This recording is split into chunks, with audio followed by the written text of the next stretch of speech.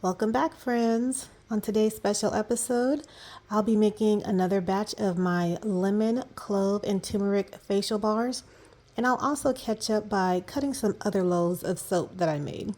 All that and more coming up. Hi everyone, and welcome back to my channel.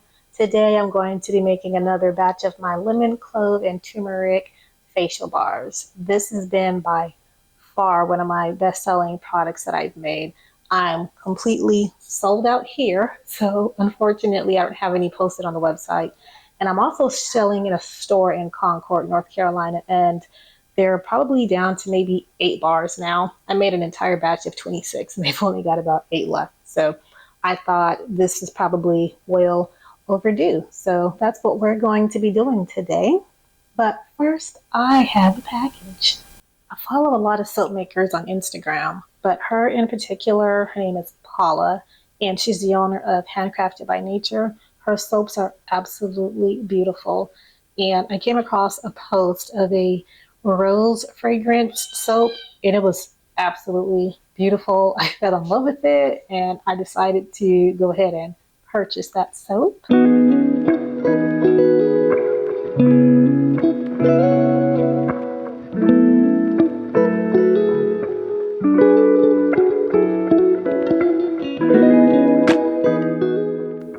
Wow.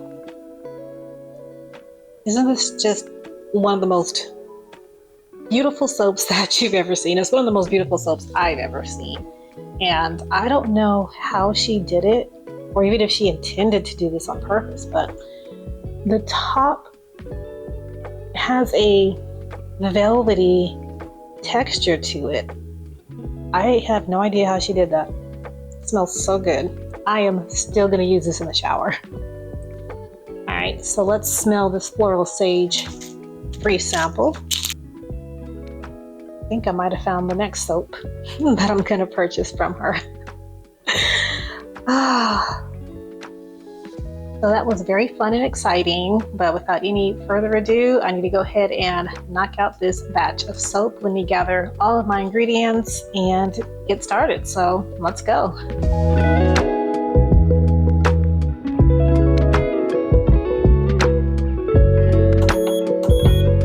So the first thing I'm going to do is create my lye solution. Into my distilled water, I'm going to add citric acid. And ever since I started experimenting with citric acid, I just love how much more bubbly and sudsy my soaps are. Let's give that a good stir. Make sure all that citric acid's dissolved. Next, I'm going to weigh out my lye.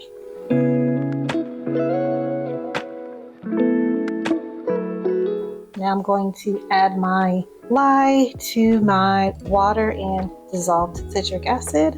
And there's a special formula that shows you how much more lye you need to add to your lye solution, because that citric acid does eat up at the lye. I'll post that video here. Next step in our process is to weigh out and melt our hard oils and butter. And the first thing that I'm measuring out here is my lard. This is a very inexpensive, or what I consider to be a very inexpensive ingredient, but it's actually so good in this soap making process, and I can really tell a difference in my bars as well.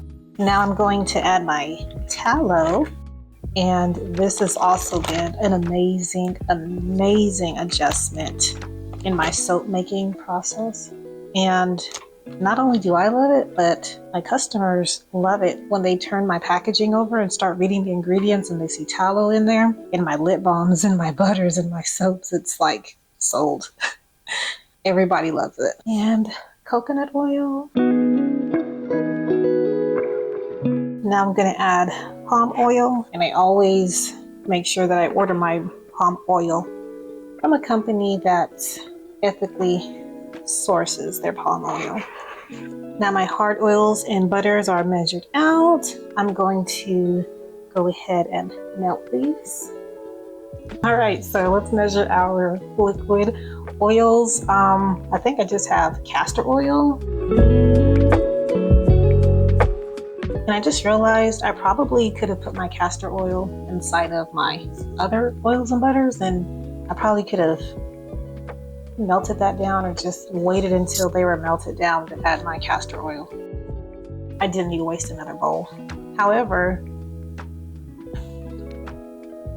I need a stick blend in this big bowl, so maybe that's why I did that. Now we're going to measure our essential oils, and I'm using lemon and clove essential oils. Clove essential oil has a very low usage rate, so if you're changing this formulation, always make sure to go to your EO calc.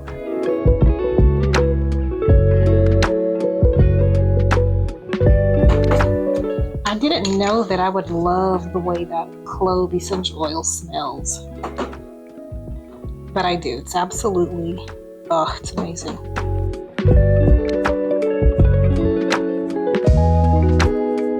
Now basically it's just the waiting game, waiting on that lye solution to cool down, waiting on my oils and butters to melt down and also cool down to about 100 degrees Fahrenheit each, and then we'll begin the soaping process from there.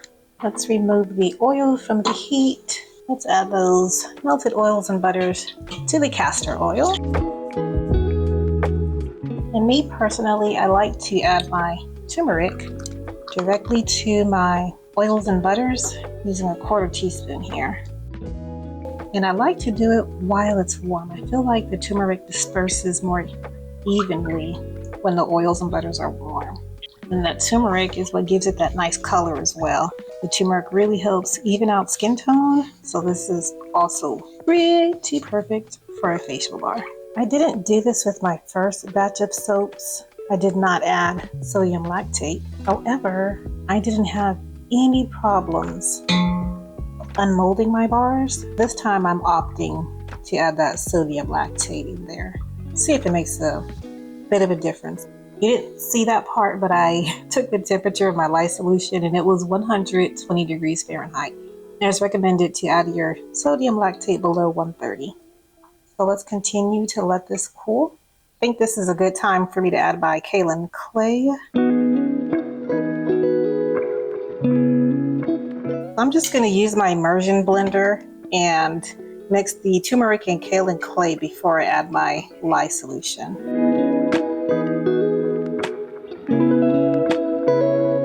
I prefer doing it this way because you have all the time in the world to mix your oils without it affecting how quickly your soap sets up. But once you add your lye solution, you really can't mix it with the immersion blender too much. Okay, my oils and butters and my lye solution have cooled down to 90 or below 100 degrees Fahrenheit.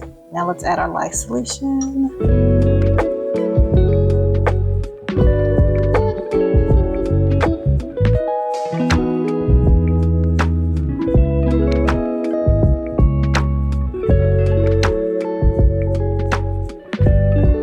And it really doesn't take much at all to mix this.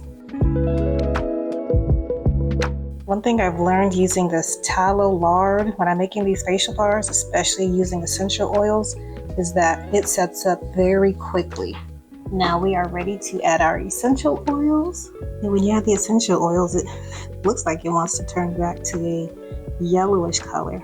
For this particular soap, and I think for my eucalyptus and lavender as well, once I add my essential oils, I do not use my immersion blender because that soap sets up so fast that it was hard to pour into my mold.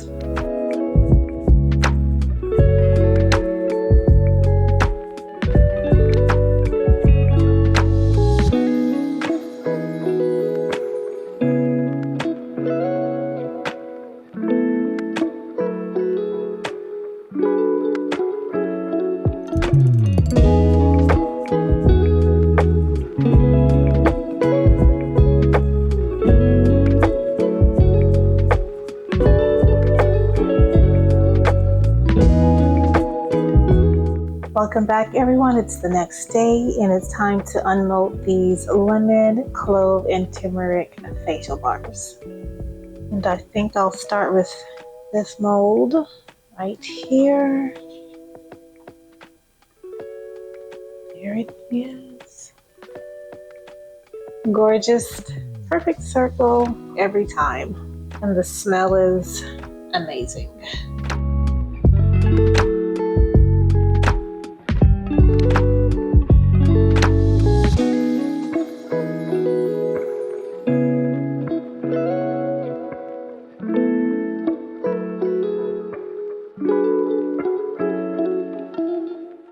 Now that those facial bars are unmolded, it's time that I unmold and cut these other two soaps that I made a few weeks ago. This one is a cucumber fragranced soap, not cucumber, cactus. And this is my rose petal fragranced soaps. And I made these soaps a few weeks ago, but I hadn't been feeling well, still trying to recover. So they've just been sitting here patiently waiting for me. So now it's time that I pay these guys some attention. So let's start with the cactus soap.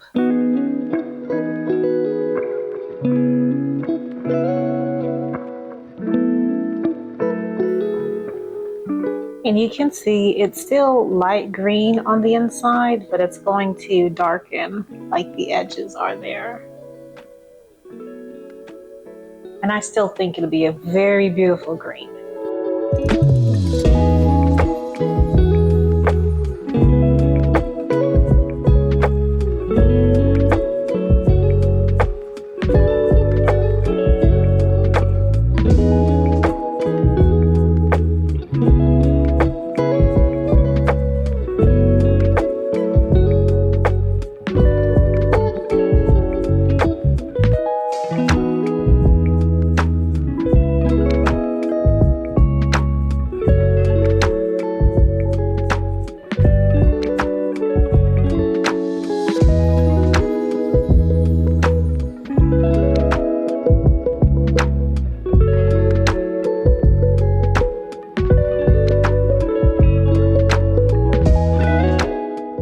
Thank you all for spending another day with me in my studio and allowing me to play catch up while I cut 2 loaves of soap and also had a chance to make another batch of these lemon, clove, and turmeric facial bars, which are by far my best-selling bar that I've made thus far in my whole soaping experience. So if you want to try that recipe as well, it's going to be posted on my Patreon, and the link to my Patreon is in that description box below. And I also want to give a huge thank you and shout out to all my Patreons. I really do enjoy the community that we've made over there, and I really thank you for all of your support and patience. I honestly couldn't have done this without any of you. Until next time. Bye, guys.